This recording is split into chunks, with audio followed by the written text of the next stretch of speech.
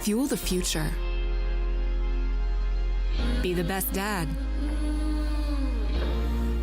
Or support cultures to thrive. Because when you donate through Canadian Blood Services, you don't just make a difference. You make all the difference. Join Canada's Lifeline today at blood.ca. I belong here. You may think I don't fit in. That I don't look the part. But to me, curling is more than a sport. It's my community. Together, we can sweep away the barriers. Create spaces where we all belong. And experience the joy of curling. I belong here. We belong here. We unite, and united we curl.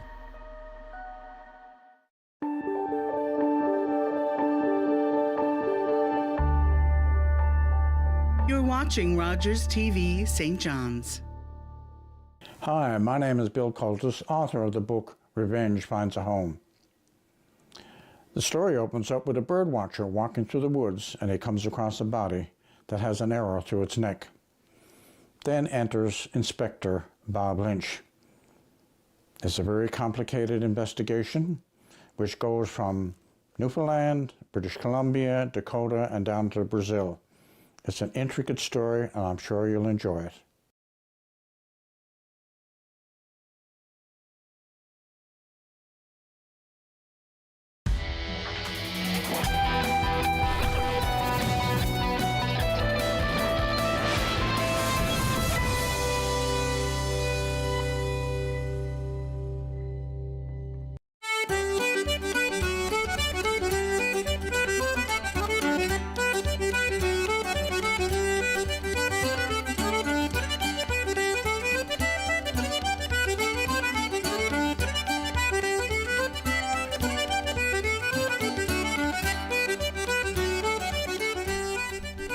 By every community up on the southern shore, like 15, 20 years ago, when the fishing, the trapping, we were all trapping. If anyone got a new boat, it was a bucky boat. You know, they were the masters at building boats.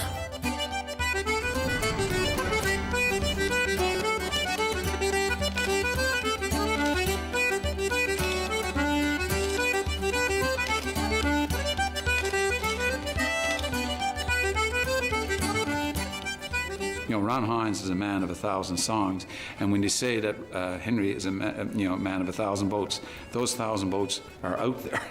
There's 1,000 boats somewhere in Newfoundland.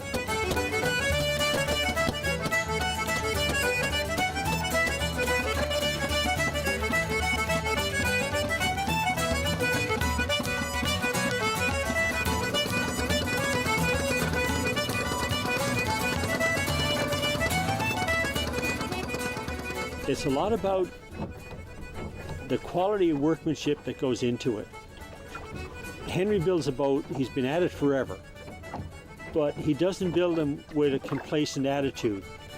Everything he does almost like a first-timer. He's doing it the best he can.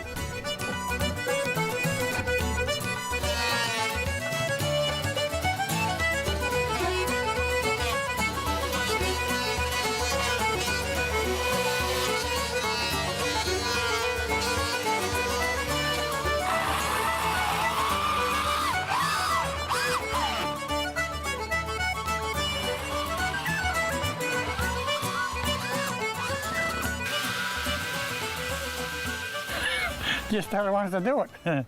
I wanted one more schooner. I never had just my mind that 5 or 6 years ago. Never thought I would be building another one, but seeing I stayed so long, you know, I said, no, I think I'll build one more.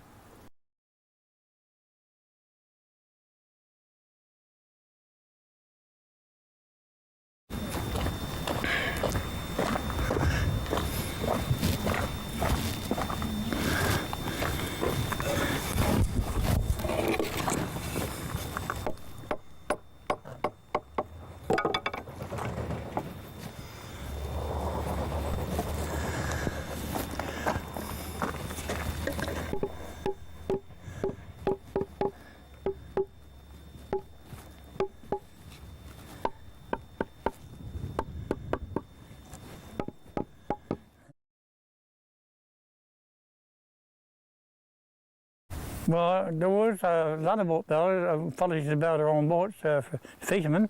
A lot of them around in all different small places. But after a while, when I started, it seems like they want someone else to do their boat. I don't know if they had time or what. They began to get out of that, especially when some of the older fellas was dead and gone now. When they give up building, I mean, there was always 2 or 3 or more in small place, every small place, giving the fellow on a boat build a hand. And when that went out, well, that was all of it. In the outport communities, very often there was a particular person identified as the master builder, the person who knew most about building and designing these types of craft. Sons worked with these people, brothers worked together, and very often this led to a family being known as a family of master boat builders. And I think Henry Vokey represents perhaps the end of a long line, family line of these type of master boat builders. Well, there's the flower deadwood. I had to fit that together, and then I put the top piece on of air, and that goes out for the dim light on that one. And then I did 2 pieces on, because stem went up last. Put these 2 pieces on and both that much together. So that's what I done when I would put the stem up. I did fish, but not very long. I fished at St. John's 5 summers, but I was only young now before I was married. I was only 13 the first year.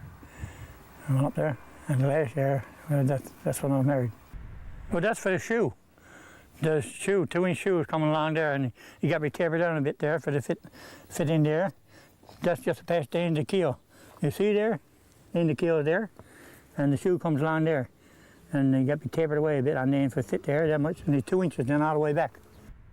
Well, the shoes there more or less, well, I suppose for to take a smack if you go ashore somewhere. It wouldn't rack the keel that much. It would probably knock the shoe off, or racking up. And he also covers the bolt holes, the plugs. I used to do a little bit of carpenter work first before I started building boats, like making windows and doors and stuff, you know. But there was nothing in that. There wasn't much in boat building when I started. You built a 30-foot skiff for $300.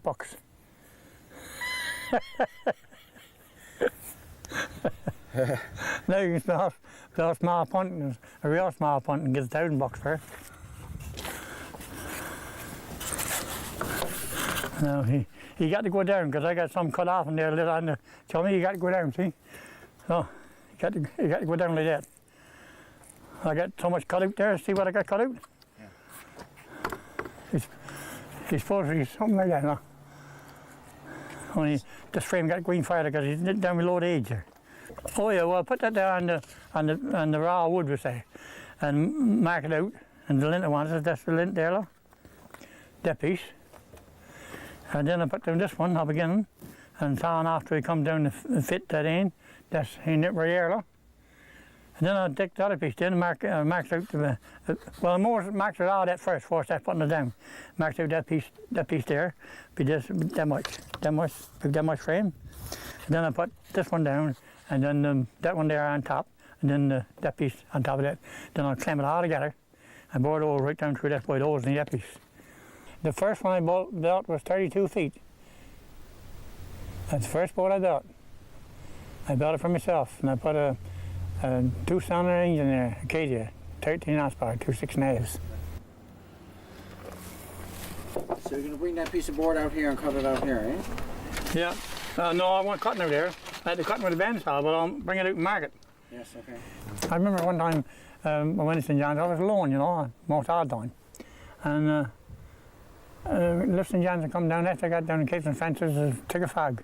So I stayed on down for Bacaloo on for the little light there. And when I got down there, I kicked up a little bit. So the first land I seen was there just below Bay de Verde Head. And so I thought, I I knew the land, so I kept on in to civil at the time, and I kept in close. And when I got in around the head there, I shut off the engine. I shut her off. When I shut it off, rooster crowed just around the land. I couldn't see it. And then I stopped, and I heard 30 fellas talking. They was on the rock. They heard the boat coming down through the ticker when they went down there. It was no, that was kept me handy to see who it was. And I kept started out again. I kept in the land, the land, and I could see them just on the outside of the water. And I sung it and asked them. I said, "Where's the two here?" And he said, "On the backside of Bay the Bird." And I said, "That's okay. That's all I want to know." So I started up and went around the heat again, and when he Bay the Bird, and I was there then all that night. I come across the next morning.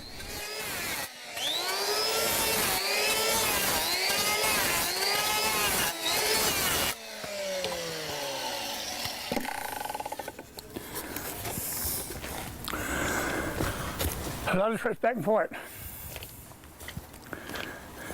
Playing there. And that's like the other one. See, he got to be fastened on the keel before I can tear it up. Yeah.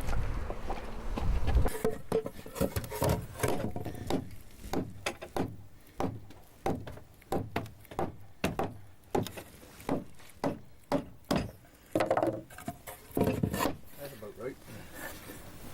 And they do it, isn't it? The second oldest, my uncle's, Uncle Tom, he was in the First World War. And after he come home, he joined about the traction. I don't know if you heard about it, I've seen her, the retraction. She was a tree master. And she used to go go across, used to go to Labrador and take a load of fish, salt fish. Well, it was dry, but what they call semi-dry. I was able to find records related to the retraction. Now, the retraction was a schooner that was actually built in Nova Scotia but came to Newfoundland when she was bought by Philip Templeman Limited. And she would have been a typical schooner who would have been involved in the fish trade. And the documents that we have here will show us typically one of her voyages where she would have gone to South America in the, oddly enough, in the stormiest part of the year. So here we have retraction, and she's registered in St. John's, Newfoundland in 1920, and it shows that she's owned by Templeman of Bonavista. It says here she's going to go, in the description of her voyage, she's going to be traveling from St. John's, Newfoundland to Maceo, and from thence to any ports or places within the limits of 65 degrees north and 65 degrees south latitude. She has 6 hands on board, all told, and so that would be her crew. And if we look inside the document, we'll find there's a scale of provisions which shows us what the crew would eat every day. And further along in the document, we will find the signatures of the actual people who served on board as the crew. Our master is from Trinity. His name is John Sinclair. And we have another gentleman from Trinity as the mate. His name is John Soper. And then we have a cook who's from the Bay of Islands, Charles Marshall, Maxwell House from Catalina, Thomas Rockwood from Heart's Content, and Albert Fitzgerald from Salmoneer. And they would have gone on this voyage to South America. The voyage actually began on the 15th of December in 1924. And they went one trip, they went and did no engine, only sailing vessel. And the time they got over there, then they got cleared the feast of Christmas. And then when they leave, come back, it was in the winter months. So they left come back, and they was, well, they haven't given up for last. They was overdue over a month. And nonetheless, they got in up there, Furland, up in Famoose somewhere. They used to come in on, I hadn't talked about, they used to come in on Newfoundland coast. And when they get in so far, the frost, you know, and the winds, the strong winds, and then the sails begin to ice up. Then they had to turn around and head off again, out in the warm water. And they was gone, and they was on ration when they did get in. And never got in for a March month.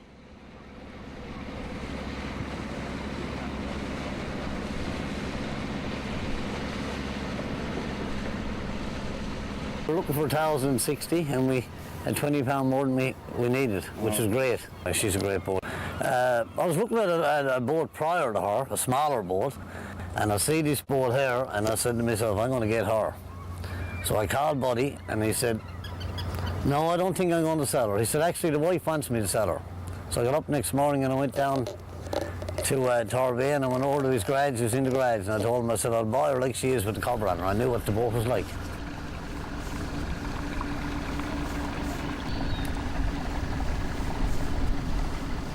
I had a Nova Scotia boat, a little fiberglass Cape Island boat, same size of her. And this boat is a way better boat in rough water than the Cape Island boat. Even though the other boat had a flatter bottom and a little bit wider on the counter, this is a way better boat. The quality of work is put into it and everything is just like come from the plane. You know, it's all the same. The timbers are all the same size and it's got a great lines on it, great share, you know. She's a very clean boat, like steaming into the bit of wind and stuff. There's no spray going into her or nothing, right?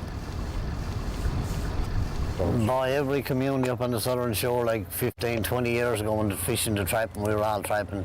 If anyone got a new boat, it was a Vucky boat, you know. They were the masters at building boats.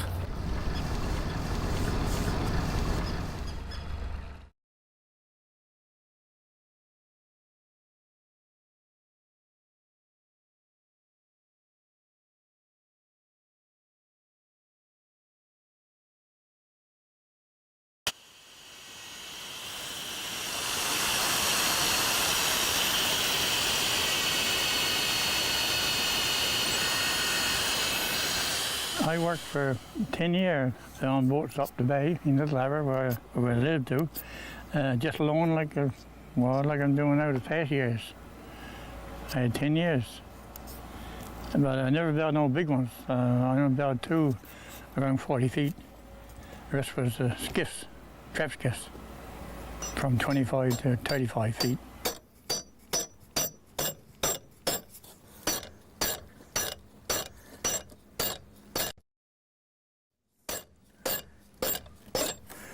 See, when there's only one fellow here, there's lots of stuff. Only one fellow using it.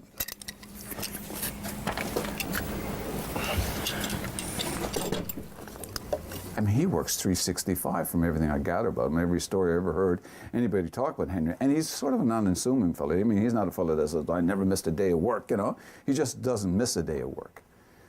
So he's a pretty dedicated person. I mean, and it does epitomize, you know, hard work.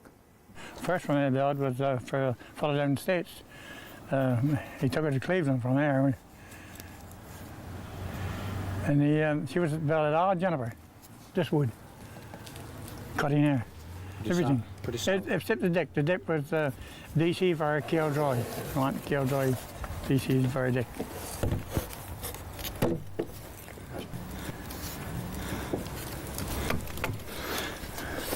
That fits a jack shirt. No, this is done the way they used to done years ago. Stringers and the clamps and what I spoke about before. How that was done. The same. There was nothing else that stands out. And that's the main part of the boat, is what we got down there. The stringers and clamps and shelves. That's what keeps the boat strong and in shape. Keeps them in shape.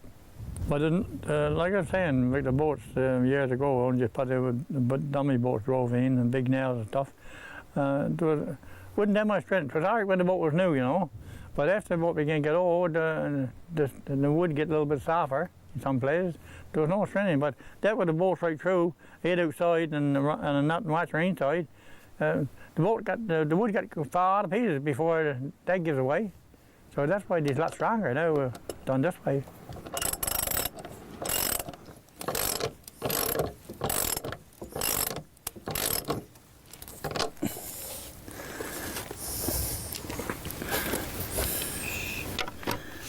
I used to have my grandfather say, when they was building schooners and cutting knees, they had to have men in cutting knees. There were no chainsaws then, only axe. And he said a man could go in and get 9 knees a day. That was a good day's work. Clear them out and clear away the ground from them and cut them. You cut them with the axe. 9 thick knees. That was a good day's work. A lot of times you probably only get half a dozen, or 7 or 8. But 9 was a good day's work.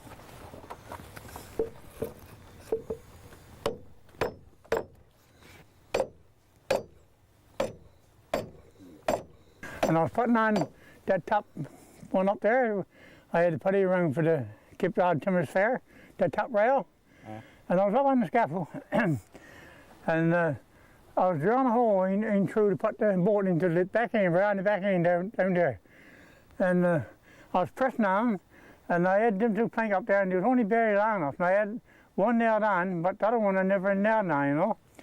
Never tacked nail in.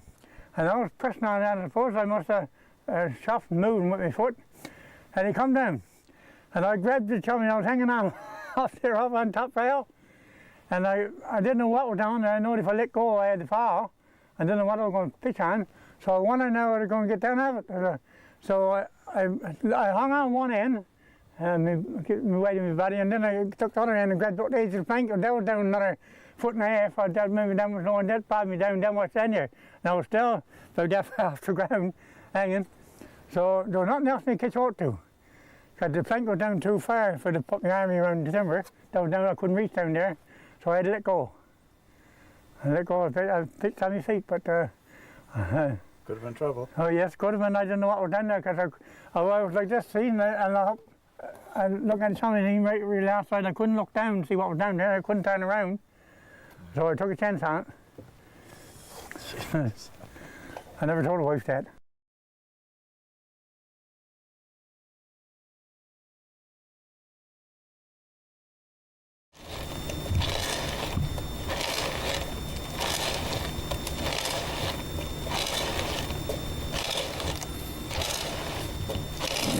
Henry is he's pretty well a master. You know, he doesn't need to do that in some ways because he makes these models, but he still follows the tradition of the various aft hook, midship bend, forehook along the backbone.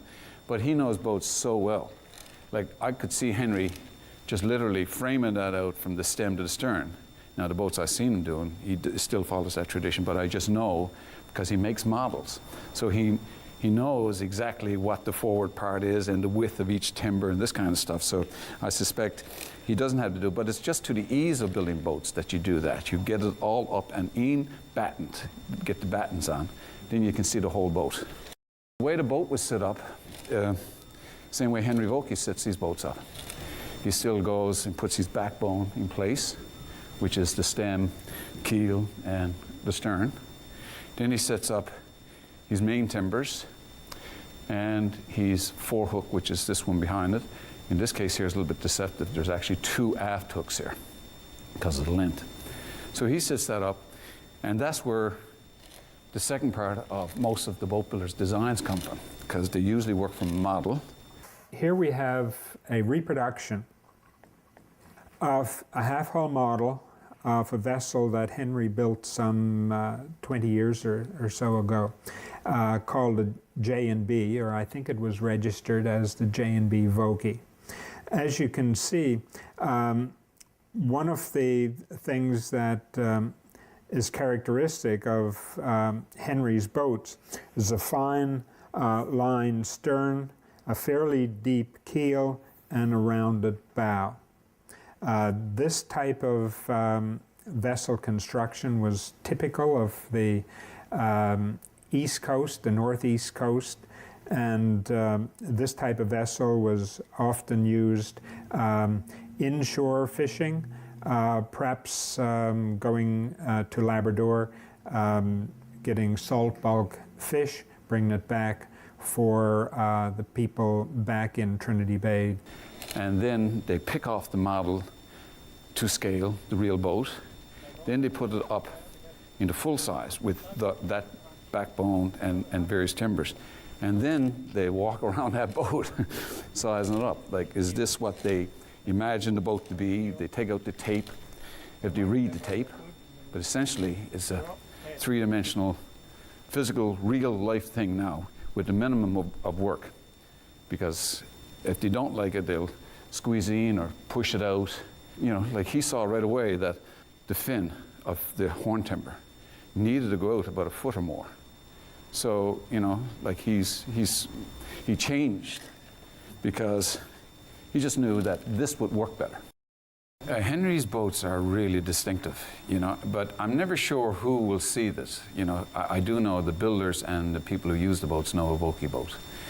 But one of the things that you see in almost all of the Vokey boats that I've seen anyway, I haven't seen 1,000 of them, but in this, we're talking about the stem, you can see where it comes off the keel, and he always does his hook scarf, and he has the scarf that's hooked on the underside here.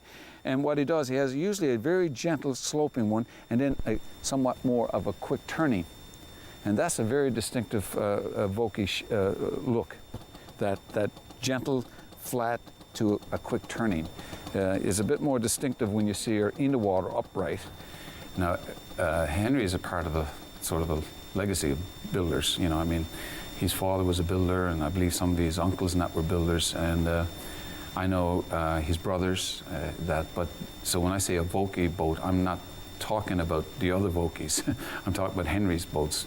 One of the most popular punts that, well, is called a Rodney, is a rowboat, that I think if you were to go anywhere on the Avalon Peninsula where you will find one of these, you say, there's a Henry Vokey Rodney.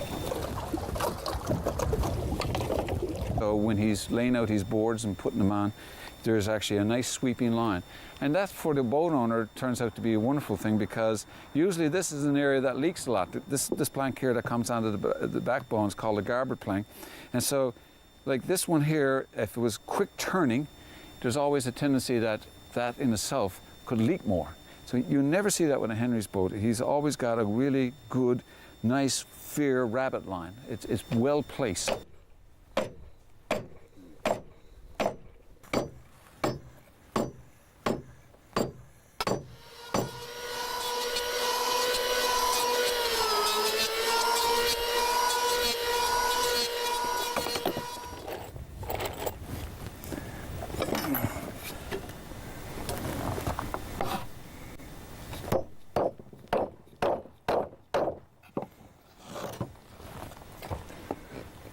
I went up to Henry's shop up in Trinity, and Henry was right in the thick of it, and he didn't have loads to say, but he was definitely the man that was there at the job. He had a big crew at the time, and they were building boats, and I went up there really looking for wood.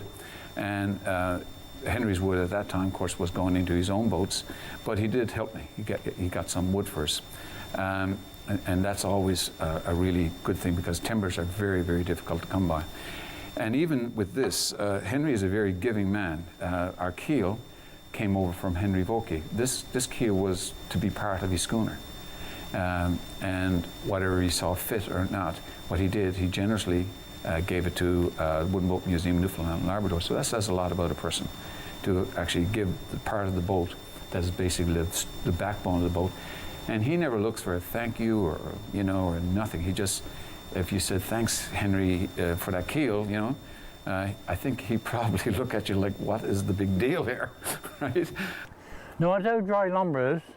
It is good, it is seasoned for about 50 years, say, in a whole house or something.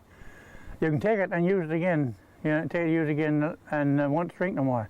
But if you happen to plain edge of it, they'll shrink again. You don't know that, do you? It will.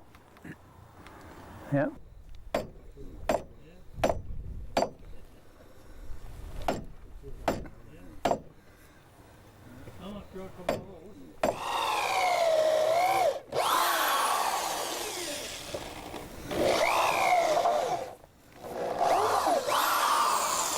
Almost a little bit too far away.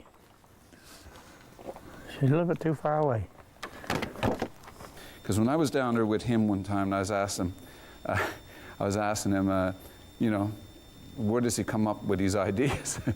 You know, I mean, obviously he comes up with them from, you know, he's long experienced at it, and being on the water too, for that matter. But he made a joke of it, because he's sort of a fellow that's, he's never a braggart type of person or anything like that. And he has this subtle way of making jokes. And he says, I said, so how do you come up with the shape? And he says, in bed.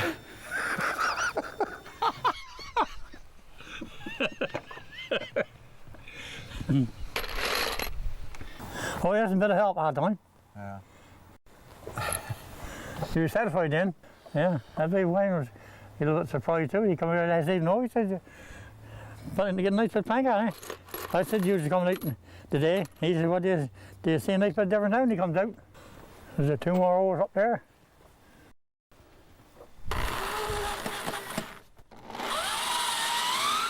But one of the distinctive things that he does with his counters, the counter plank comes out and meets the plank. The plank butts to the counter plank, whereas most other builders, the plank actually overrides the counter plank. So that's a very distinctive thing, and I think Henry is the only one I know that does that.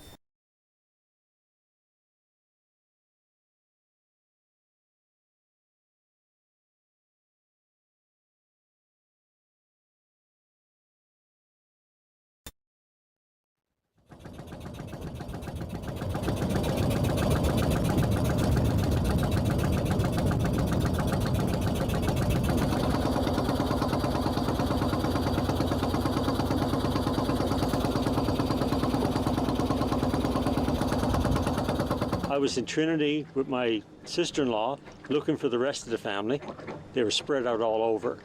And I heard this motorboat come in behind the restaurant. And I went down to see it. And I took one look at it, and I went down and I said to the fellow that was driving, "Is that a Vokey?" And he said, "Yes." So I thought she had to be a Vokey. She's a beautiful boat. So he said, "Come on out, go for a little ride." So we went out for a spin around the bay. And that was it. When I came back, I said to my wife, "That's what I got to have."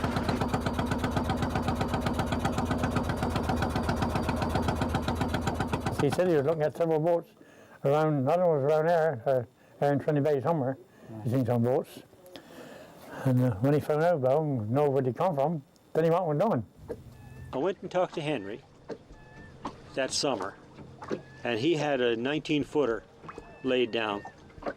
And I asked him how much, and he said $2,500. And at the time we were redoing our house, and cash was a bit tight. Couldn't swing it. But then in 2010, we went over to see him again, and he had a 20-footer laid down. And I talked to him, and I said, "How much?" And he said, $3,500. I should have bought the $2,500 one. And then that was in June, and I went back in October, and she was still there. So I said, "Okay, how much do you want down?" And he told me, and I paid him, and now I have a boat. The motorboat that I built from was 20 feet 4 inches long, and I told him I was going to do it on each scale, you know. And I said, "Well, that's 20 inches." He said, 20 and a quarter.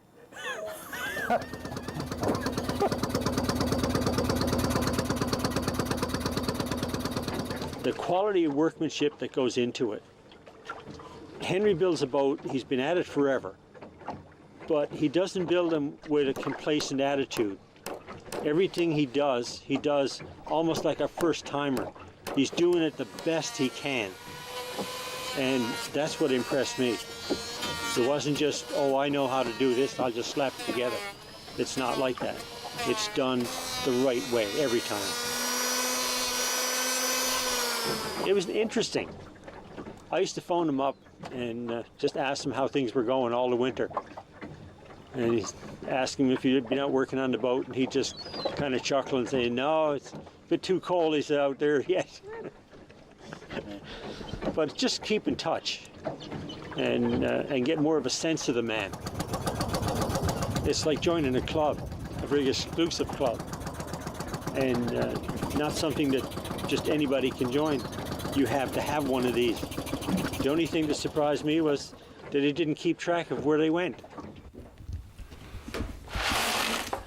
Am I?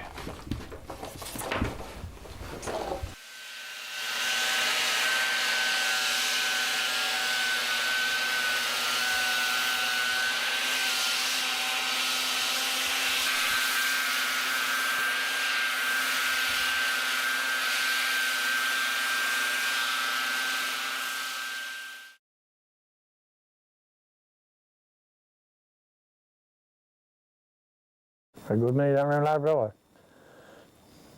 Yeah. North Venice, there's dozens down there. That's mostly all longliners, you know. Yeah, about 2 and 3 or 4 boats for the same man. A lot of I must have built 5 or 6 boats for him. And then the son, I built 2 for him. That's Roy, you know Roy? And Roy. Yeah. You sound pretty bad. This is the worst you've seen, Igor? Have you seen worse than Igor? No. Is that right? No. That's fine. No. That's not involved. I never had. On these side of the road, and there's the road. Big trees there, the roof's on, and they come there and up in. No. That's not involved. I never had. The boats went everywhere. They were towed away and steamed away, and I towed some away myself. In that one time, but I had 13 kids in it. I towed several boats across the bay and Bay over it, and well, since that, I've steamed the boat St. John's, built as a fisherman, and went to St. John's with them, you know, delivered them. So I built one for a fellow, that's what I was telling you before. I built one for a fellow in Kittyvitty, then they got Jimmy Ring, I was telling you about that? No. Oh.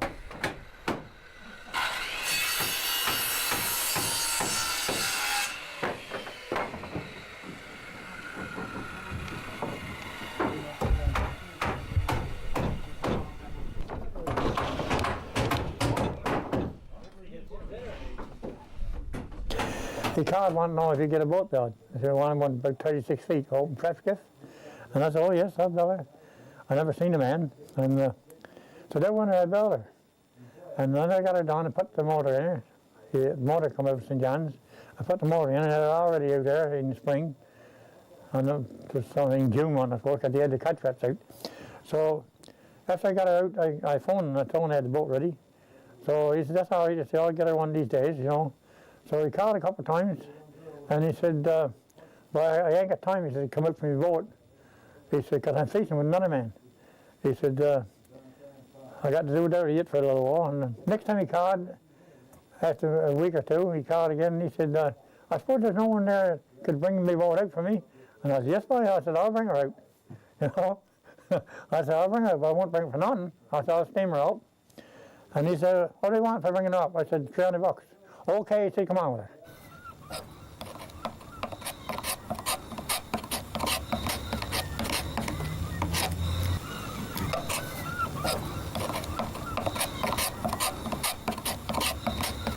So next morning I had her already, you know, everything already, fuel in her and everything. And next morning I left in her. But she only had a small motor. She only had a 60 horsepower or something, and that was a small motor for that boat, big boat. It was 36 feet, 12 feet wide, open boat. And it was 10 hours from the time I left there till I got to St. John's.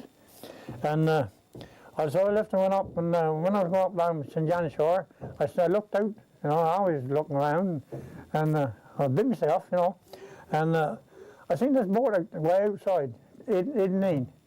So I didn't bother nothing. I sat down and stared away, and maybe a few minutes after that, I looked at it again, and they had a jacket up, waving the jacket up on a spread. That's for me, you know. I suppose he knew the boat was coming up, and he tapped off his boat, you know. So I never seen a man before, and I slowed down a bit, and he steamed in while I was doing outside, and he was sitting down forward, big man he was. And he said, Skipper, he said, is that my boat? And I said, well, it all depends on who you is. You know, well, he said, I'm Jimmy Ring. Well, I said, boy, this is your boat. Army boys, we lie there.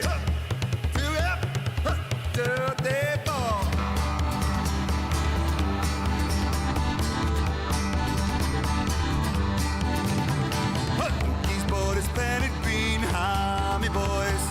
Lukey's boat is painted green, it's the prettiest boat that you've ever seen. Ha!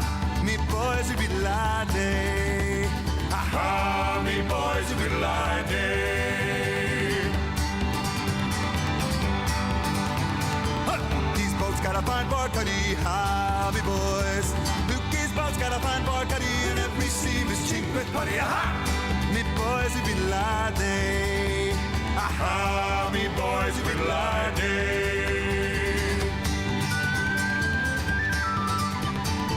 Says the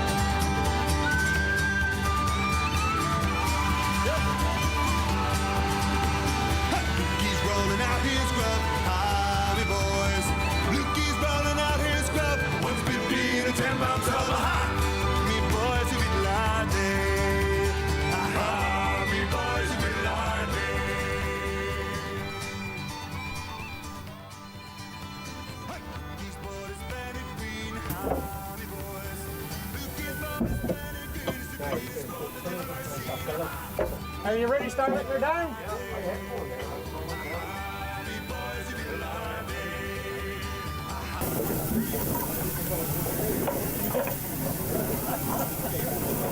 This is next one. If I'm around for sure, you'll be around. It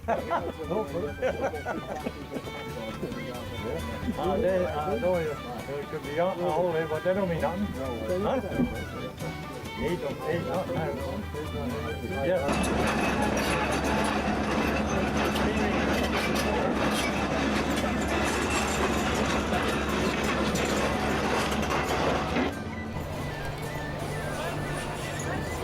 Yeah.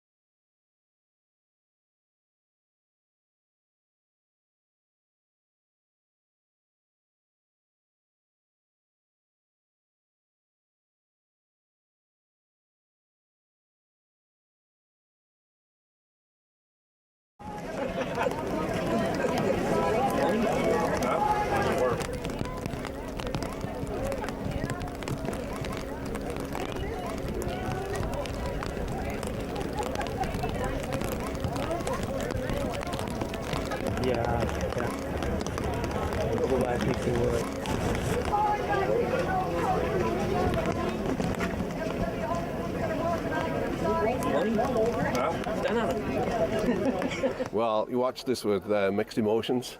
Fantastic day for Henry. Henry said, a few years ago, I think I got one more schooner left in me, and here she is. So it's a wonderful day for him, but of course, kind of marks the end of an era as well, because how often are we going to see this again? Perhaps never.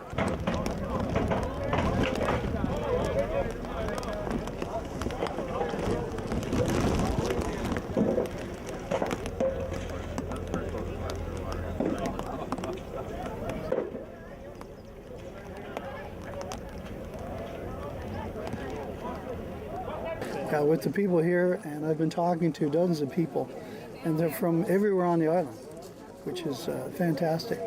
And hopefully it'll be a day that people will remember, because it's basically an era that's been a part of Newfoundland for centuries.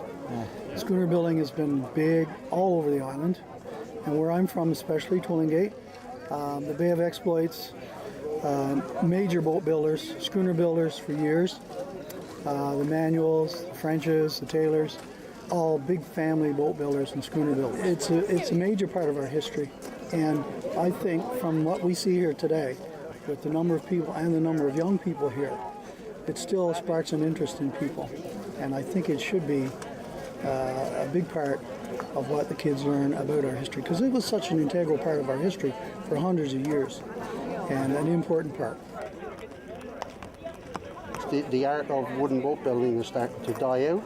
You know, like the age of fiberglass, steel is coming into the fishery, and even to pleasure crafts.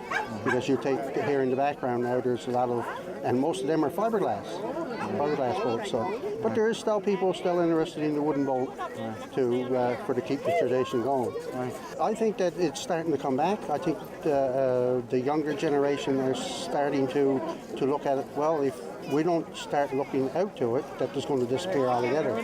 You know, there's a couple generations back that, well, it just start to fade away, but I think it's going to come back.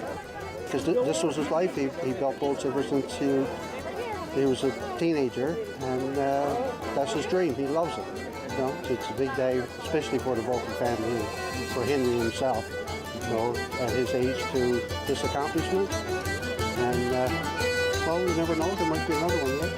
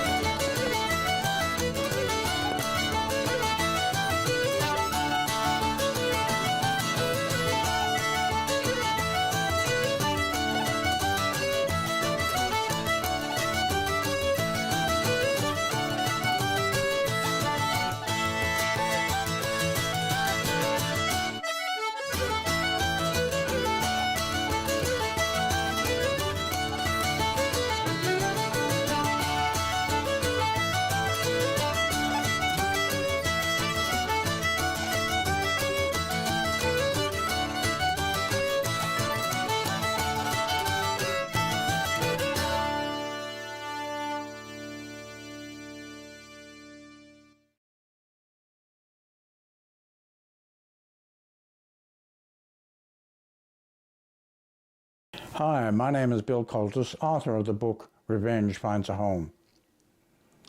The story opens up with a bird watcher walking through the woods, and he comes across a body that has an arrow through its neck. Then enters Inspector Bob Lynch. It's a very complicated investigation which goes from Newfoundland, British Columbia, Dakota, and down to Brazil. It's an intricate story, and I'm sure you'll enjoy it.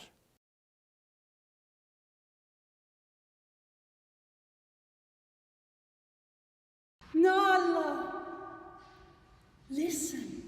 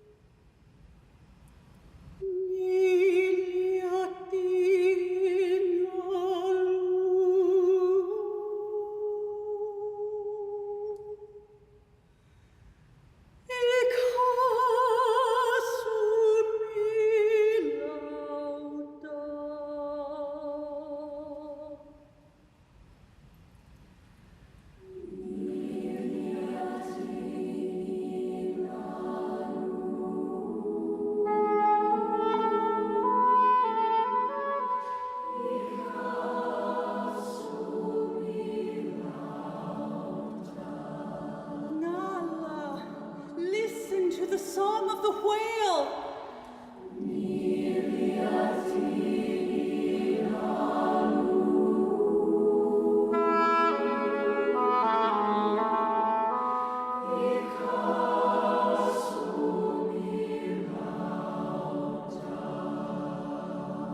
The whale's song evolves over time.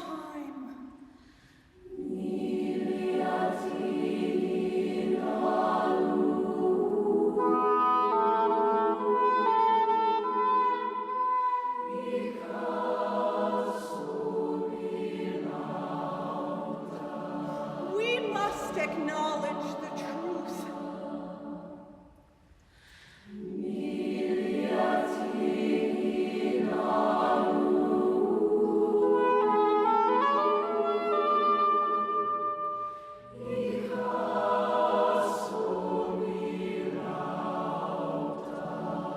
We need to work together to bring change.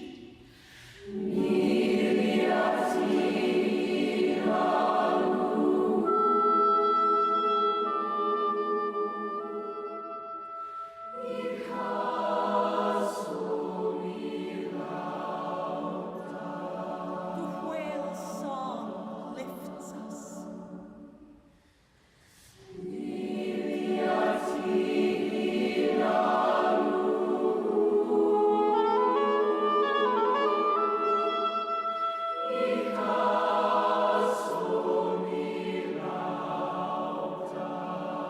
It is our responsibility.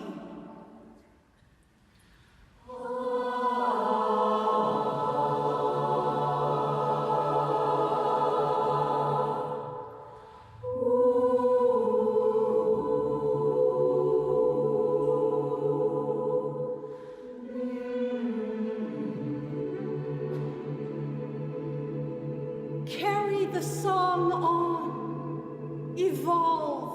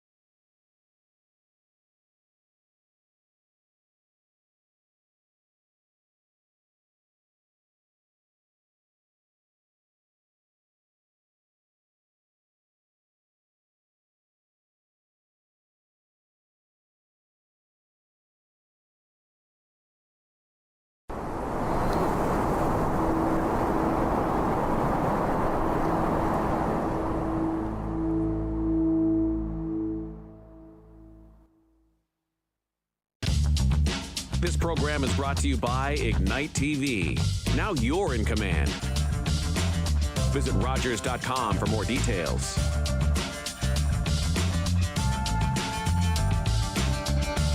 If you have a comment about this program